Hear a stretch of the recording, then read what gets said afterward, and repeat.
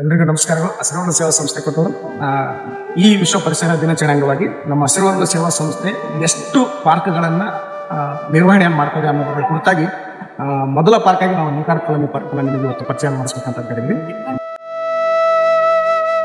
ಪ್ರತಿದಿನವೂ ಸಹ ಒಂದೊಂದು ಪಾರ್ಕ್ಗಳನ್ನ ಪರಿಚಯ ಮಾಡಿಸ್ತೀವಿ. ಇವತ್ತು ಈ ಪಾರ್ಕ್ ಬಗ್ಗೆ ನಿಮಗೆ ಮಾಹಿತಿ ಅಂತಂದ್ರೆ ನಾವು ವಿಶೇಷವಾಗಿರ್ತಕ್ಕಂಥ ಮೊದಲು ಹಸಿರುವರ್ಣ ಸೇವಾ ಸಂಸ್ಥೆ ಹುಟ್ಟಲಿಕ್ಕೆ ಅವರ ಕೂಸಾಗಿ ಮೊದಲ ಹೆಜ್ಜೆ ಆಗ್ತದೆ. ಹಾಗಾಗಿ ಒಟ್ಟು ಇದು ಪೂರ ಬಟಾ ಬಯಲಾಗಿರ್ತಕ್ಕಂಥ ಟೋಟಲಿ ಯಾವುದು ಒಂದು ಗಿಡವೂ ಸಹ ಇಲ್ಲಿನ ಪೂರ್ಣ ಬಟಾ ಬಯಲಾಗಿತ್ತು.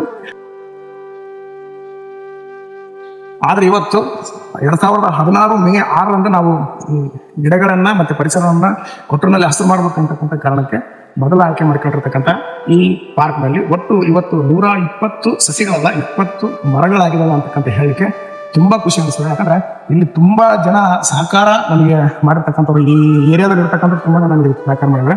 ಬೇಕಾದ್ರೆ ನೀವು ಆ ಬೋರ್ಡ್ಗಳನ್ನ ನೋಡ್ಬೋದು.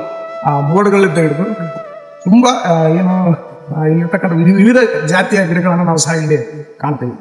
ಅಶೋಕ ಟ್ರೀಯಿಂದ ಇರ್ಬೋದು, ಬಾದಾಮಿ ಗಿಡ ಆಗಿರ್ಬೋದು, ದತ್ತಿ ಗಿಡ ಆಗಿರ್ಬೋದು, ಬಸರೆ ಆಗಿರ್ಬೋದು, ಗೋಣಿ ಅಂತಕ್ಕಂಥ ವಿಶೇಷವಾಗಿರ್ತಕ್ಕಂಥ ಪಕ್ಷಿಗಳು ಬರ್ತಕ್ಕಂಥ ಗಿಡ ಆಗಿರ್ಬೋದು, ಹಂಗೆ ತೆಂಗಿನ ಮರ ಆಗಿರ್ಬೋದು.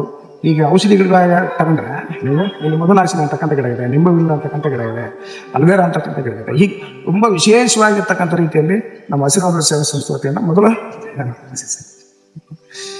ಈ ಒಂದು ಪಾರ್ಕ್ ತುಂಬಾ ಕಷ್ಟಪಟ್ಟ ಮೊದಲು ಆರಂಭಿಸಿದ್ದೀನಿ. ಕಾರಣ ಇಷ್ಟೇ, ಮೊದಲು ನಾವು ಪೌರ ಕಾರ್ಮಿಕರ ಜೊತೆಗೆ ಕೆಲಸ ಮಾಡ್ತೀವಿ. ಪೌರ ಕಾರ್ಮಿಕರು ಬರೀ ಸ್ವಚ್ಛತೆ ಮಾಡ್ತಾರಲ್ಲ, ಅದ್ರ ಜೊತೆಗೆ ಪರಿಸರವನ್ನು ಬಳಸ್ತಾರೆ ಅಂತಕ್ಕಂಥದ್ದು ನಮ್ದು ಒಂದು ಕಾನ್ಸೆಪ್ಟ್. ಹಾಗಾಗಿ ಈ ಒಂದು ಪಾರ್ಕ್ ಮಾಡಬೇಕು ಅಂತಕ್ಕಂಥದ್ದು ಅಲ್ಲಿದ್ದ ನೋಡುವಾಗ ನಾವು 2016 ನಿರಂತರವಾಗಿರ್ತಕ್ಕಂಥ ನಾವು ಏನಾದರೂ ಬೆಳೆಸಿರೋಕ್ಕೆ ಬರೋದು ಮೋಕ್ಷ ಅಂತಕ್ಕಂಥದ್ದು ಕೇಳ್ತೀವಿ. ಅದನ್ನ ಕೇಳಿದಾಗ ಸುಮ್ಮನೆ ಅದು ಮಾತಾಗಬಾರ್ದು ಅಂತ, ಯಾವಾಗ ಕೆಲಸ ಮಾತಾಡ್ಬೇಕು ಅಂತ ಹೇಳ್ತೀವಿ, ಮಾತಾಡ್ಬೇಕು ಅಂತ ಹೇಳಿದ್ರೆ ಅದಕ್ಕೆ ನಿದರ್ಶನವಾಗಿ ನಾವು ಮೊದಲ ಪಾರ್ಕ್ ಅಂತ ಹೇಳಿ ನಾನು ತುಂಬಾ ಹೆಮ್ಮೆ ಪಡ್ತೀನಿ. ಅದರಲ್ಲೂ ವಿಶೇಷವಾಗಿ ಹೇಳೋದಾದ್ರೆ ನಮ್ಮ ಹಸಿರುವರ್ಣ ಸೇವಾ ಸಂಸ್ಥೆಯ ಎಲ್ಲ ಸದಸ್ಯರು ಸಕ್ರಿಯ ಕೆಲಸ ಮಾಡ್ತಕ್ಕಂಥದ್ದು ನಮ್ಗೆ ತುಂಬಾ ಖುಷಿ ಪಡ್ತೀನಿ. ಯಾಕಂದ್ರೆ ಮನೆ ಕೆಲಸ ಮಾಡ್ತಕ್ಕಂಥವ್ರು ಎಷ್ಟೋ ಜನ ಇರ್ಬೋದು, ಸಾರ್ಥಕೋಸ್ಕರ ಕೆಲಸ ಮಾಡ್ತಕ್ಕಂಥ ತುಂಬಾ ಜನ ಇರ್ಬೋದು. ಆದ್ರೆ ಸಮಾಜ ನಮ್ಮ ಊರು ಚೆನ್ನಾಗಿರ್ಲಿ ಅಂತಕ್ಕಂಥ ಮನೋಭಾವನೆ ಇಟ್ಕೊಂಡು ಮಾಡ್ತಕ್ಕಂಥದ್ದಲ್ಲ, ಅದು ಶ್ರೇಷ್ಠವಾಗಿರ್ತಕ್ಕಂಥ ಕೆಲಸ ಅಂತಕ್ಕಂಥದ್ದು ನನ್ನ ಅಭಿಪ್ರಾಯ.